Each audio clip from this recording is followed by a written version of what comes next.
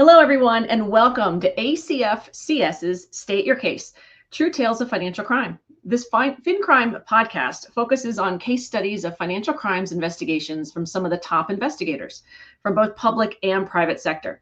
Each episode, I speak with investigators and agents who walk us through financial crime cases they've worked and while also providing tactics and strategies they've used to catch the bad guys.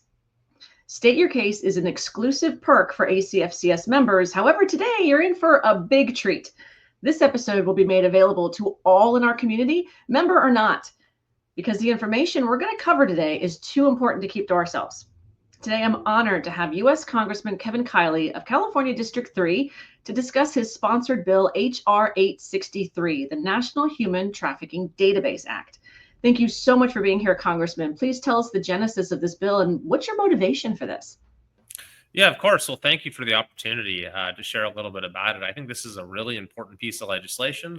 It's bipartisan. I have my colleagues in the House, Harriet Hageman and Hank Johnson, are co-sponsoring it along with me. And, I've worked very closely with a number of anti-trafficking organizations in my area. And actually, my wife used to work for an anti-trafficking organization. And it's, of course, such an alarming and tragic problem that we've seen, grow in our country in just horrifying ways. And, when you hear the stories from survivors of what people have been through, from law enforcement officers who have worked heroically to rescue folks and to bring justice to the perpetrators. But it's still far too prevalent and sort of out of view and undetected in many cases. So I think there's a lot more that we can do. And while there's tremendous work being done by a lot of people in different communities throughout the country, the landscape is still quite fragmented when it comes to our understanding of the problem. You have a lot of different sources of data from different state agencies, from federal agencies, from nonprofits and others. But we don't have a holistic sense necessarily of where things are at in different regions of the country. So what this bill seeks to do is to create a uniform framework for states, for DOJ, to be able to aggregate data and improve our ability to see what's really going on, what areas are having a growing prevalence of human trafficking, where more resources are needed. And I think that'll do a lot, actually, to empower those who are on the front lines trying to get this under control. This sounds like an initiative that a lot of people can get behind. And you just mentioned that it's bipartisan, which is fantastic because we are a very bipartisan group here at ACFCS as well. So I love that. With that, what are the gaps, though? You said that each state is going to have a mandate. Can you explain that?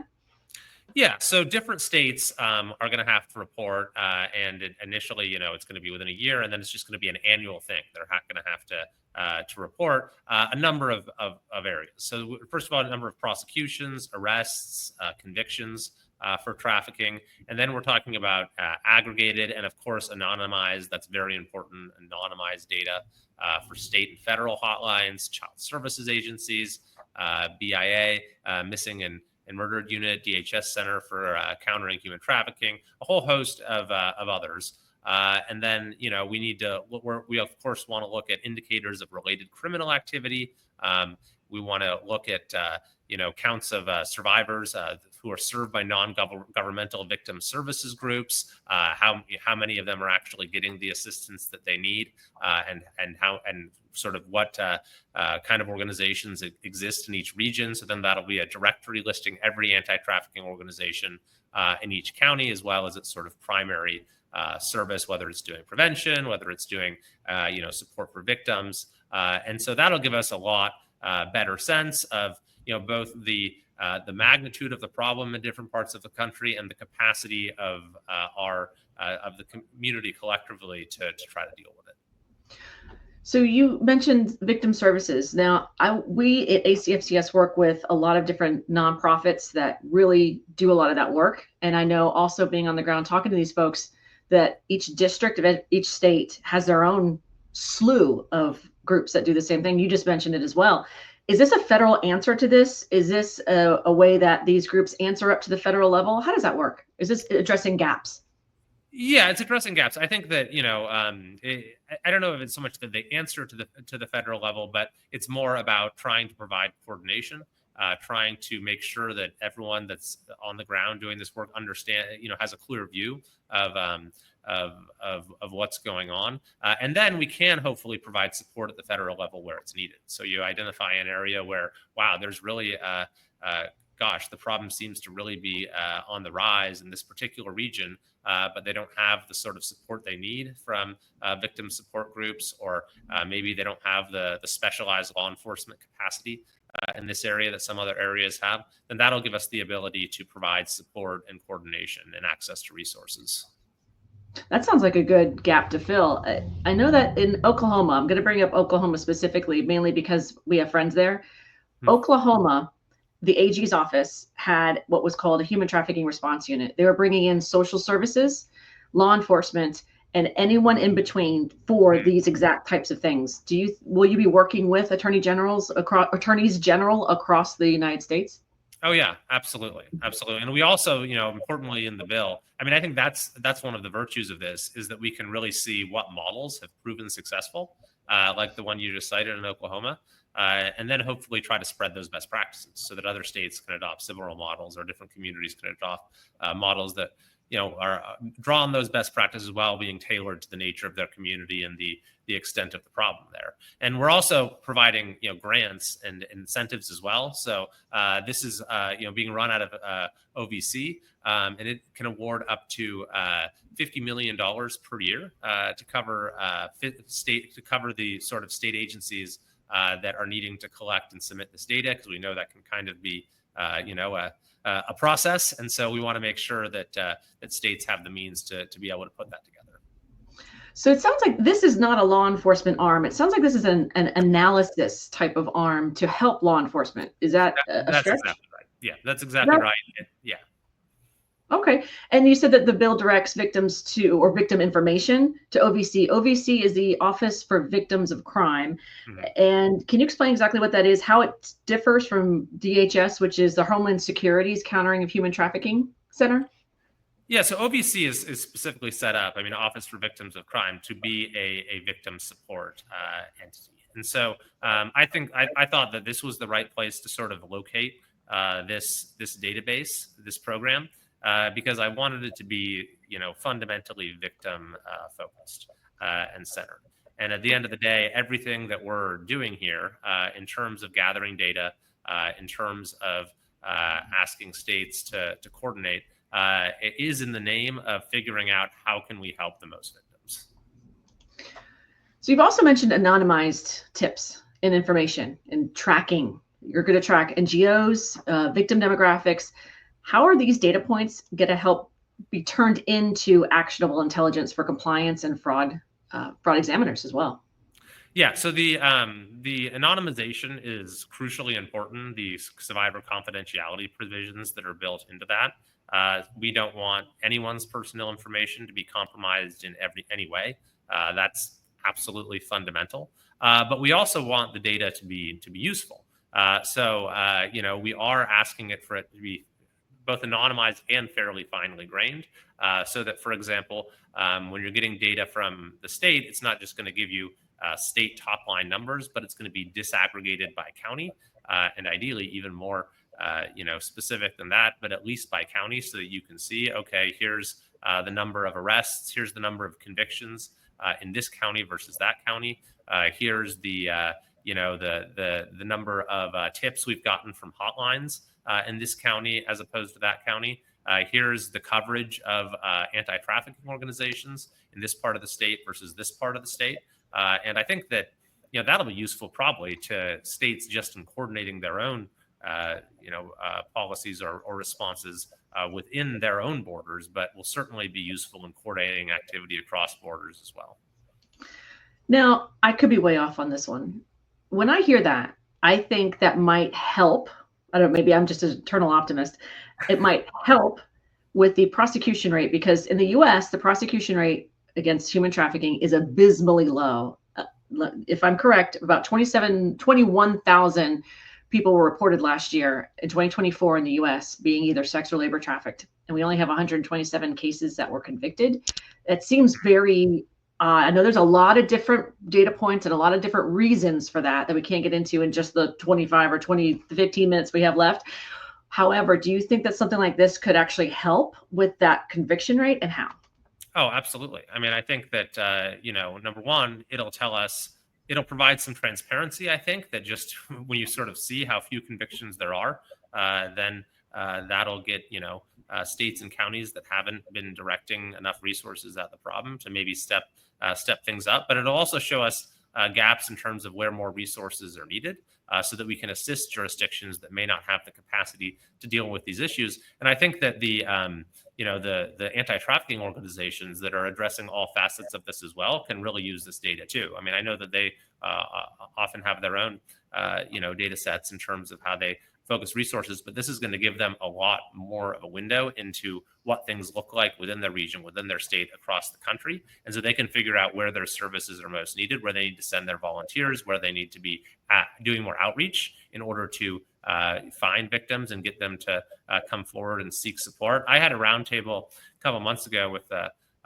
large group of anti-trafficking organizations, and they are really excited about what this bill will be able to do in empowering them to fulfill their missions. That's really good to know. And if you're involved in any other kind of roundtables in that general area, I'd love to be able to stick with your office and do something with you on that one, because I did a human trafficking roundtable as well in DC 2 years ago, and it was very well attended with our fintech and compliance officers and financial industry, as well as Homeland Security folks that came. And I'd love to do that, recreate it again. So with your office, that would be fantastic, as well as other offices, congressional offices. Yeah, maybe even my own here in Texas. So going back to the database, who will have direct access to it?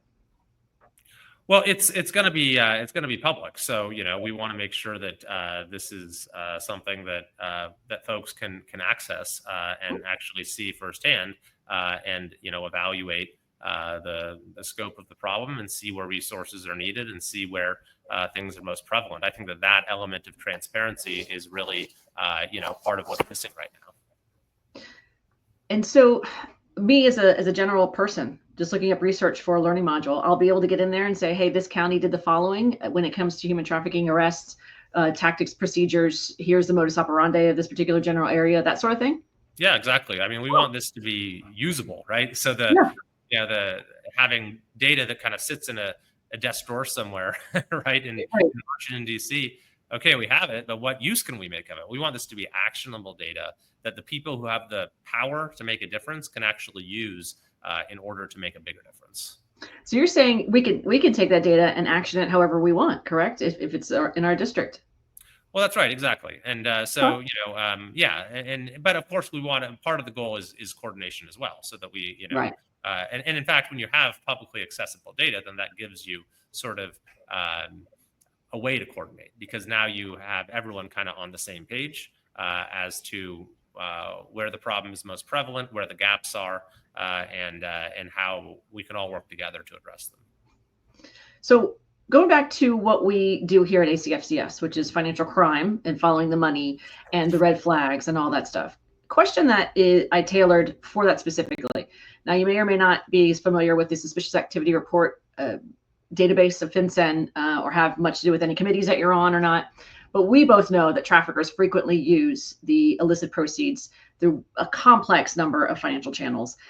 How do you anticipate this database enhancing the suspicious activity report quality or refining any of the red flag typologies by AML teams? Yeah, so one of the types of data we were seeking to collect as well is sort of related criminal activity that often tends to be associated with human trafficking. And so that'll be part of it as well. And so hopefully that can then be of assistance in the suspicious activity tracking too. But I'd certainly love to have any suggestions you have on how we can make it more useful for those purposes. This is still moving through the legislative process, so there will be opportunities for refinement. And yeah, if you have suggestions as to how we can make it more useful, how we can get different types of data that will help that facet of it, then that'd be fantastic. I absolutely do. We'll talk offline about it because I used to write SARs at Bank of America for 3 years, and then I've been teaching it, and I also wrote them for Western Union as well. So I've got the MSB side as well as the large FI traditional space as well. That was another question I was going to have is who do you have working with you? I know in committee, for those of us who are listening, those of you who are listening that are outside the country, when a bill is in committee in the U.S. Congress, it's usually you have to be discussed, and a lot of things have to go into it. Meaning, some what's the word I'm looking for? So review from subject matter experts. Are you having a lot of subject matter experts looking at that? Yeah, definitely. I mean, we've worked very closely with the anti-trafficking organizations. There's a number in my district that I've worked with for years, but Stand Up Classer, Three Strands Global, just to name a couple. Flights for Freedom is a new one that's doing really exciting things. Yeah, we've tried to get as much input as possible in order to say, all right, how can we make this something that is really useful? So it's not a bill yet. It's in committee. It hasn't been voted on, any of that. So we're in the infancy stage of this and just trying to work it up, just trying to get there. But just for instance, if it becomes a bill, if it's something that is enacted in the United States and it happens, well, how would you measure success? That's a great question. So, well, it is a bill in the sense it's been introduced. So it is, actively under consideration. But yet it hasn't been heard in committee yet. And I'm hoping that we can get it heard and passed through the House this year. But, ultimately our goal is to reduce and ultimately eliminate the scourge, the horror of human trafficking from the United States. And, obviously there's a lot of different dimensions to the problem, and this bill is seeking to address one of them. There's a lot of other things I think we need to do when it comes to penalties for perpetrators and various other elements. But I think this is a big piece of it. And so I think that if we can look some years after the bill has been passed, and we can see, okay, this has become a resource that anti-trafficking organizations are relying on.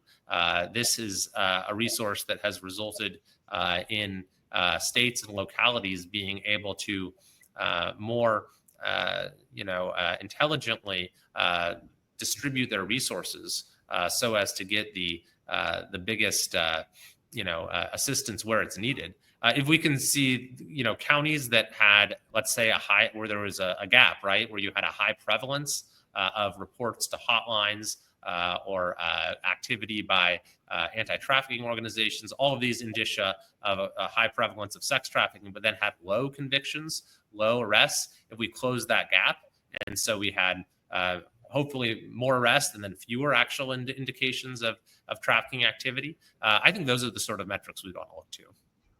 And we don't have any of that right now, is what you're saying. But this act is the reason why you're doing this. We don't have it now. Well, there's, certainly there's different states and counties and jurisdictions that have their own forms of data available to some extent.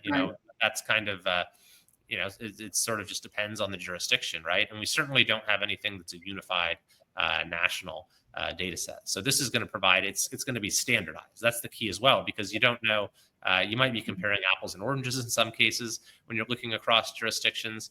Maybe they publish, tips they get from different hotlines. Maybe they're publishing convictions in one jurisdictions and arrests in another jurisdiction. Maybe one isn't, tracking them at all. Maybe one is just not very reliable and another is. So we don't really have centralized, reliable insight into what's going on across the country. And that's what this is going to provide.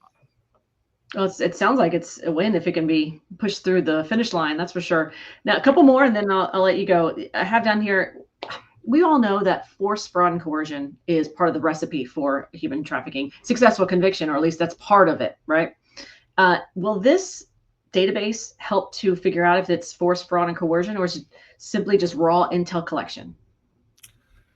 Well, I think it'll help. I mean, it'll assist, and it will provide as clear a picture as we can get, kind of in aggregate, and then of course it'll sort of be up to the prosecutors in individual cases to make those evidentiary showings. But I think that it certainly couldn't hurt, and it certainly will provide will provide jurisdictions with insight into where they're under resourced. And so then they can direct the appropriate resources to those areas, and then have a greater capacity to make those evidentiary showings.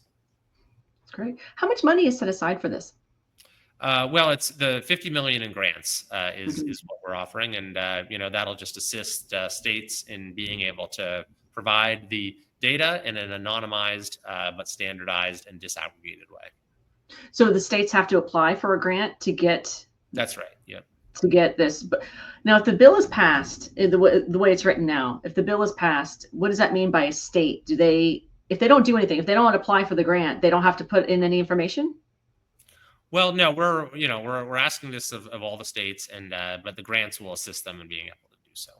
Oh, okay, I see. So the bill says you have to do this, and then they'll say, okay, great, I'm going to submit for funding for, if you're telling me I have to do this, and then that's where that money is. All right, thank you. How that works. What else can you tell us to be able to sort of wrap this up? I know you're a limited time, about what our community should know about this act and about human trafficking in the United States and overseas as well, and how we're fighting it. Yeah, I mean, I think, it's important to understand just how prevalent it is, just because it's something you might not, observe on a day-to-day basis. It is truly shocking and jarring, in communities where you might not even expect it, where it's become tragically prevalent. But there's a lot of tremendous work being done by advocates, by law enforcement, by folks across the country to try to end this modern day tragedy in the United States, and to help the victims or the survivors. And when you hear the stories of the survivors, they're really inspiring. I've been to so many events where you have folks who went through just an absolute nightmare, but they'll get up and they'll talk about how they had the opportunity to connect with an organization that's devoted to helping survivors, and they were able to turn their life around, and they're thriving. And so I think that provides really real inspiration to all of us who are working on this problem, and to try to find the solutions that will have the biggest impact. Absolutely. And I'm going to leave you with one little bit of a proposition for next year, if I can. But I don't know when I'll be able to talk to you again. In January, we here at ACFCS puts together a AHT, Anti-Human Trafficking series in January, because of the dedication to Human Trafficking Awareness Month. We had over 3,000 people register for the month of January. Would you be willing to open our session? That one's free to the community, and that one had almost 2,000 people come to see Homeland Security speak. So if you'd like to open our second annual Anti-Human Trafficking series in January, the first week of January, you are formally invited. Wow, I'd be very honored. Absolutely. That'd be fantastic. Thank you so much. Thank you also, to doing this, and hopefully we'll get this bill. I'll be watching it intently, and hopefully this bill can get through. If there's anything else that you want to let our fin crime compliance community know, let me know, and we can maybe even put a different episode on, or get you on a webinar. All right, fantastic. Well, thank you for all you're doing. Really appreciate it, and look forward to staying in touch. Thank you so much, sir. Talk to you later. You bet. Take care.